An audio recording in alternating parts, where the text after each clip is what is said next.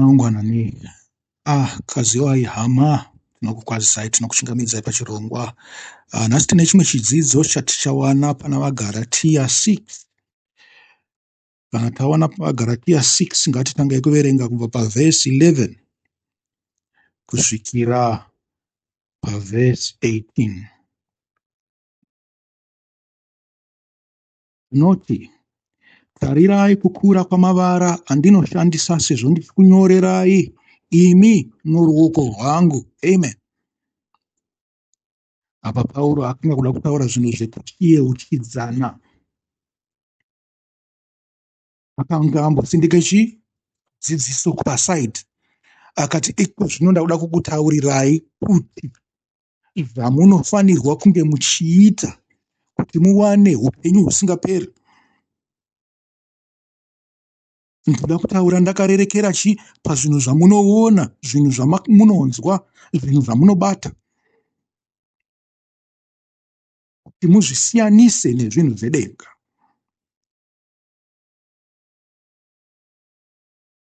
Dzimwe nguva pamunenge muchinyorerwa navamwe vachitapa ini ndichitaura, vanenge vachitaura zvakanaka uyezve vane runyoro rwakanaka rwokuti nyangwe nemeseji yavanenge vachiparidza munokurumidza maigamuchira. Asi zvino ndakukunyorerai pahudandara hwangu ndichikuudzai zvinhu zvakanaka zvoupenyu. Kuti hama vadiwa, kutevera Ishe wedu Jesu Kristu harizi dambe. Zviri nani dai manga musingamutevere zvenyu muchiita zvimwe zvinhu muchishandira upenyu hwenyu hwapasi pano. Asi kana taziva kuti tava muna Ishe wedu Jesu Kristu, tava kuda kutevera Jesu Kristu, hazvizi zvokutamba, hazvizi zvokuswera tichionekwa navanhu. Andira upenyu hwako husingaperi, chinhu chisingabatike navanhu, chinhu chisingaonekwe navanhu, asi chinozivikanwa naMwari kumusoro. Musatarire mhumu wandauya nayo, musatarire nguo dzandakapfeka, musatarire nhoroondo yangu yokuva mumwe aibatsira vakanga vakavenga Ishe wedu, kereke yaIshe wedu Jesu Kristu. Musazvitarisa izvozvo. Tarirai inzwi randinouya naro kwamuri.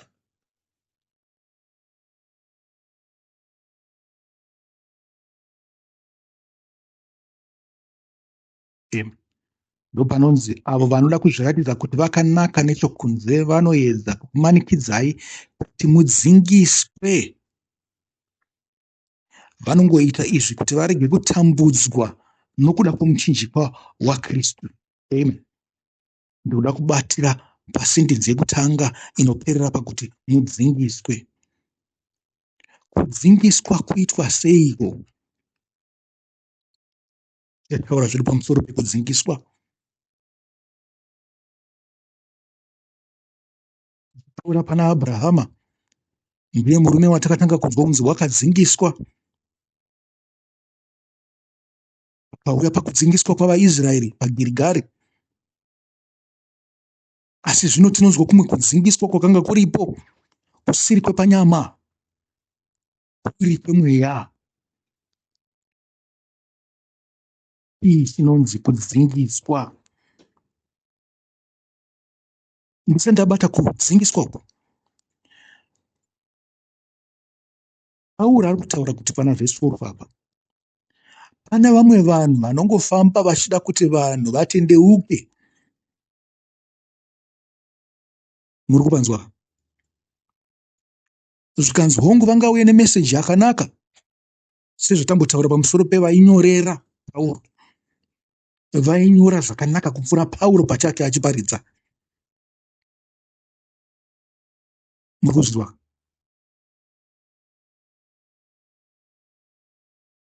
Vanoda kungozviratidza kuti vakanaka nechokunze, nokuti kubwinya kwavo kuri pavari, kuri pamuri imimi. Kubwinya kwaIshe wedu Jesu Kristu kwakanga kuri pavadzidzi, pavadzidzi kukava pana vanhu vakavatevera. Naizvozvo kubwinya kwevanhu ava vanokuparidzirai zvakanaka vachipunzai mumakereke avo kuri pamuri. Kana kereke yakazara ina mathousands avanhu, hakuzi kuti chinangwa chavo ndechekuti imi muende kudenga. Chinangwa chavo ndechekuti vaonekwe kunzi vane vanhu. Murikuzviona? Naizvozvo zvikanzi vanhu ava havaite nemwoyo chena, nekuti hapana pamuchamuzombovaona vachitambudzwa nokuda kwemuchinjikwa waKristu. Zvichireva kuti vanhu ava vanozviitira panyama. Imi mungwarire vanhu vakadaro. Nonzwawo Ishe wedu Jesu Kristu achitaura kuna Mateo 23 achiti vaFarisi navaprista vagere pachigaro chani chaMozisi,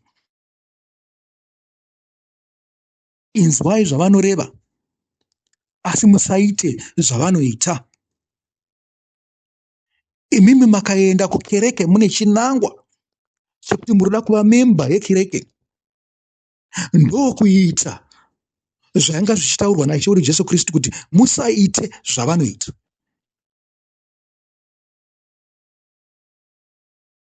Murikuzwa? Zvakarambwa naIshe wedu Jesu Kristu ndizvo zvamunenge makuita. Asi kana mukaenda kukereke dzavanhu ava kuti mugonzwa mugova vanhu vatsvene, musingazvibatanidze nekereke, noziva kuti vazhinji venyu munoda kuitwa mamemba chaizvo emakereke. Chinhu chakaoma uyezve chinhu chinokwanisa kunyangadza kutenda kwenyu. Nokuti kuitwa memba yechechi handi kuitwa mwana waMwari. Zvakatosiyana zvinhu izvozvo. Kubwinya kwevanokutungamirirai panyama kunoonekwa pamuri. Nemiwo kubwinya kwenyu kuchaonekwa pane avo vamunodanira kuti vauye kuzojoina chechi yenyu. Nekuti hakuna chechi isina mafoot soldiers. Kereke yose ine zvigaro, kubva zvekumusoro kusvikira zvepasi. Vanhu ivavo vose vanosenzera kereke, asi pane dhenja yekuti vanenge vasingasevenzere Mwari. Kunyange naivo vakadzingiswa havateereri murayiro. Amen. Asi vanoda kuti imi mudzingiswe kuti vagozvikudza pamusoro penyama yenyu. Amen. Murayiro hupiko waMozisi here? Ivo vaIsraeri zvavakadzingiswa vose paGirigari, pakava tradition yekudzingiswa kunzi pazuva rechisere muIsraeri woga woga anofanirwa kudzingiswa. Vakatevedzera murayiro here? Kwete. Kanzi imi munoda kuti vanhu vaite murayiro, asi imi hamuite murayiro pachenyu. Jesu wakavatsiura. Kanzi hapana munhu akambogona murayiro. Kubva kuvaprofita kuna naIsaya tinozwa kunzi hakuna munhu mutsvene kana nomumwe chete wakarurama. Zvichirevawo zvazvo kuti hakuna munhu unoita murayiro. Vanotongofadzwa vachipaumba kutaura pamusoro pemurayiro, vachipaumba kuparidza vari mumakereke, ivo vasingaite zvinorehwa nezvavanenge vachitaura. Even pachavo havaite zvavanoreva ivo. Kanzi vanenge vachingokumanikidzai, vachikutambudzai kuti imi mudzingiswe. Asi kana mazopinda musisitemu yekereke, munozongoziva kuti kungotaurawo zvavo. Kana vachitaura mukereke mungoti mose amen, amen. Asi muchibva ipapo kubva kwavari kusvikira pamuri, hakuna unotevedzera zvinhu zvinodikanwa naMwari. Zvikanzi asi nyangu pakaitika vamwe vanotendeuka, vanoda Mwari chaizvo vari mukati mekereke, vanenge vachitoti aya ndiwo mafuza edu aya. Mutozvikudza pamusoro penyu imimi. Hama dzangu, kana mazotendeuka musabatire pakereke. batirai pakuva zvisikwa zvitsva muna Kristu Jesu. Ndicho chinangwa chenyu chetu, chekuti munge muchinzwa vanhu ava, chinangwa chekuti mutendeuke. Ndichataura pamusoro pekutendeuka nekubhabhatidzwa, nokuti izvo pachazvo hazvina kukwana. Uri kunzwa izvo? Handiri pamberi nekuverenga. Ini ngandirege kutongozvikudza kunze kwomuchinjikwa waishe wedu Jesu Kristu, uyo kubudikidza nawo nyika yakaroverwa kwandiri. Amen.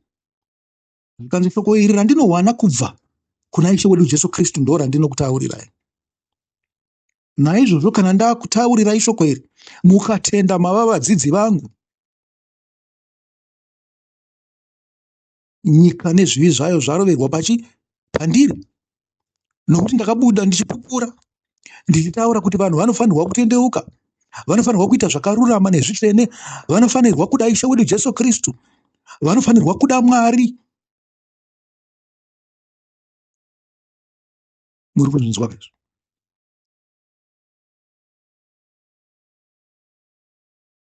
Saka ini handizvikudze naizvozvo kuti muri vangu.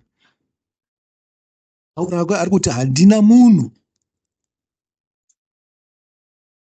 Zvikanzi nyangwe nyika yakaroverwa pandiri, neni kunyika, ini handina munhu. Vanhu ndava Jehovha. Ndizvo here zviri kuitika mukereke yenyu nhasi uno?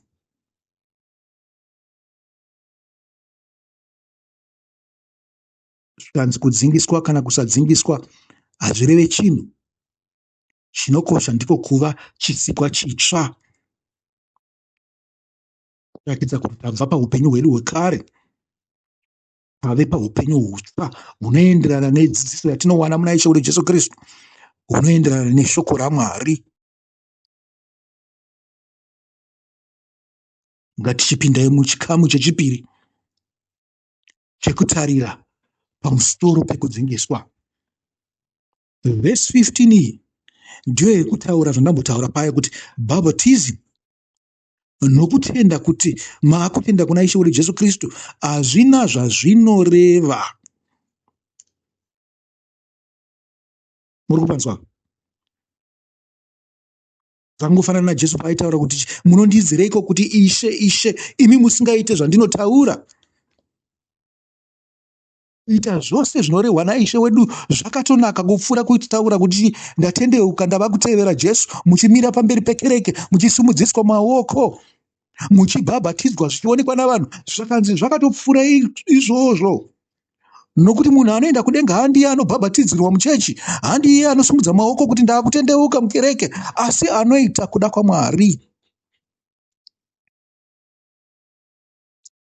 Munhu ari kutozvita ari kumba kwake atori nani kupfuura vari mukereke, nekuti vari mukereke vachapinda musisitimu yekereke.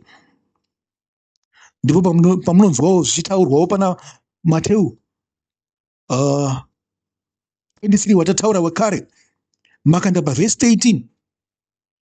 Pavhesi 18 inoti chii? Hativerengei. Tisaite zvinhu zvekutora mupfungwa dzedu, asi tite tichitora kubva pamagwaro. Zvikanzi mune nhamo imi vadzidzisi vomurayiro nemi vaFarisi vanyengeri. Amen. Zviri kunzi imi vafundisi vemakereke, imi mapasta, imi madhikoni, imi maeredha, muri vanyengeri imi, nokuti munopfigira vanhu umambo hwedenga vachizviona. Kereke yakazara kuti tatata, ine overflow kunze uku, asi hakuna kana nemumwe unoenda kudenga. Zvikanzi iva vanokutungamirira vari kupfigira vanhu kuumambo hwekudenga. Zvikanzi sekupfigirwa kwakaitirwa vanhu vari kuoverflow nevanhu vari mukereke, ndiko kupfigirawo kunoita vafundisi vanomira pamberi pakereke vari mukati memain hall vachipfigira ivo vanenge vakatarisa, vanenge vakavakomberedza vakagara pazvigaro zvakanaka kupfuura zviri kuoverflow. Zviri kunzi chiiko? Zviri kunzi imi vamuchatendeutsawo hakuna kudenga kwavanoenda nekuti vanenge vari musisitimu yekereke.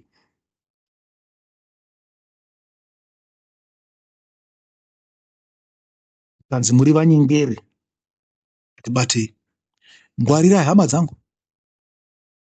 Tevera nevakanange mudutu. Musina kungonzi mamemba.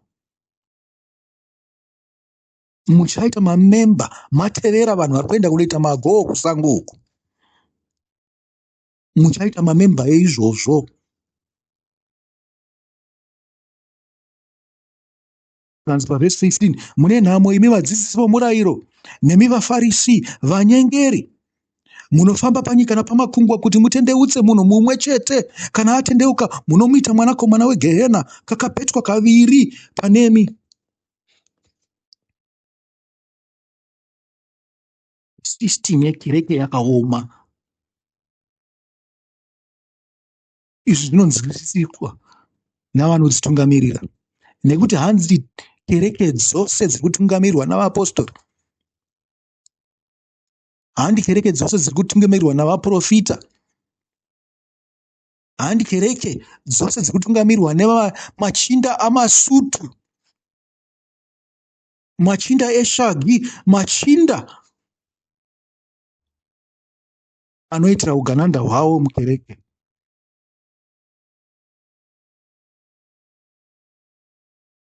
Vanokuisai muumambo hwokudenga.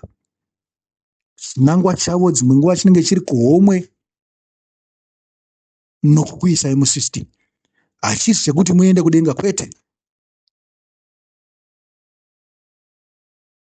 Zvikanzi vanhu ava vachatongowa zvakaomesesa.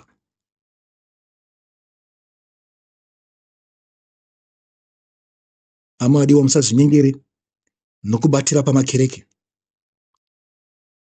Rangarirai kuti vaGaratia ratotaura imwe chete iyoyo makamboinzwa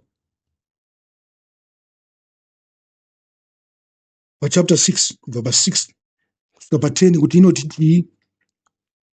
Zivai zvamunoendera kukereke, musaendera kunoitwa mamemba, enderai kunoitirwa vanhu vatsva. Uyezve kana maparadzirwa kunzi muite vanhu vatsva, imi motevedzera zvamunenge mataurirwa. Asi moitawo savaBheria, vanoti pane shoko rose ravanenge vanzwa vanotanga vambonovhura magwaro. Kana wabva mukereke haungovhara bhaibheri wokanda kunzi, wokanda musherefu wozomira kuriona paunodzokera kukereke, kwete. Nekuti kereke haipere musi wawaipinda. Ndaparidza zvangu pamusoro pe the 3-day Church of Christ. Kereke raishaudu Jesu Kristu yamazuva matatu.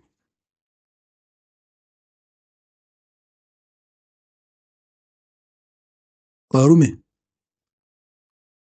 munofanirwa kuona kuti zvataurwa nevanhu ava ndizvo here. Munoverenga Acts 17 pamusoro pavaBheria. Pauro paanoenda kuBheria, zvikanzi vanhu ava vakanga vakasiyana nevaTesaronika.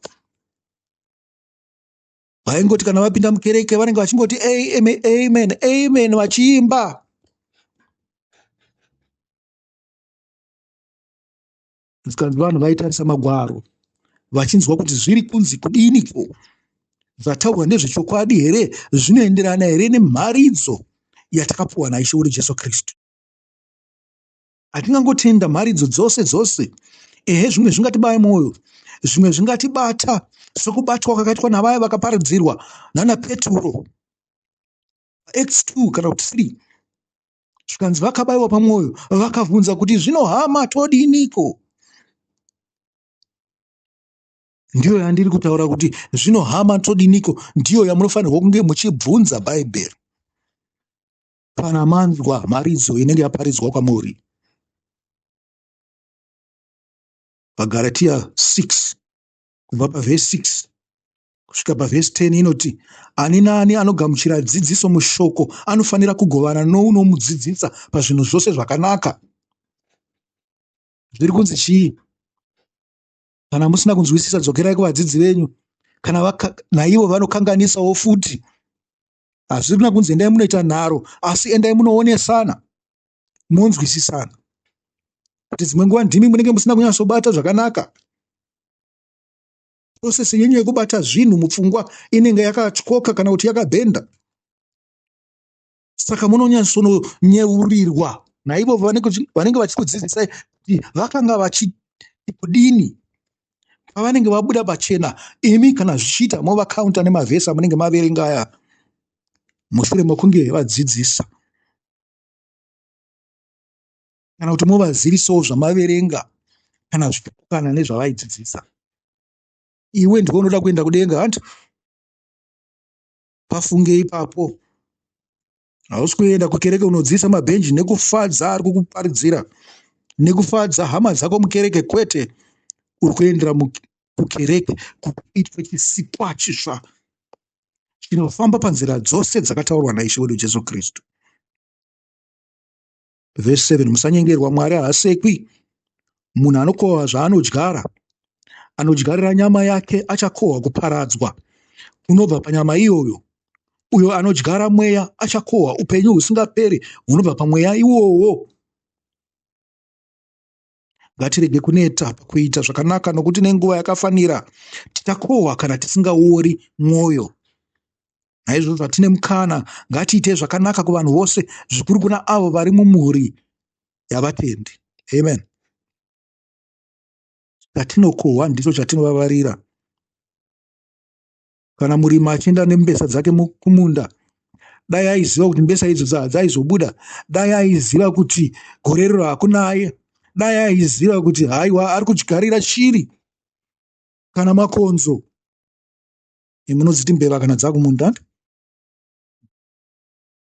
akanga asingadyare, akanga asingatambise mari yake achiita sei, achitenga mbesa, akanga asingapedzere simba rake kuswera achingoenda kukereke nokuswera achirima zimunda nokuita pfumvudza 5 hectares pasina chinobuda ipapo. Ngwarai, ngwarai, musaitira vanhu vamwe, itirai upenyu hutsva. Kubwinya kwaJesu Kristu iye muridzi wazvose kuonekwe paari, muri. Amadiwa, chenjerai kubatwa mumumbure wehunyengeri hunowanikwa mumakereke.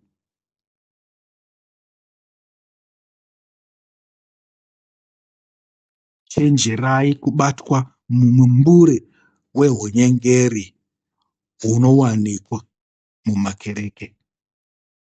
Endai nechinangwa chekuva mutsva wehumambo hwokudenga.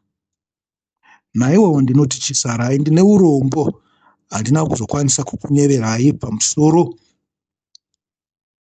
pemutsauko uripo vachisikwa chitsva nekudzingiswa, asi ndichazviisa zvangu mukachidzidzo kadiki vhikendi inotevera. Chisarai muve nevhiki rakanaka. Mwari akuropafadzei.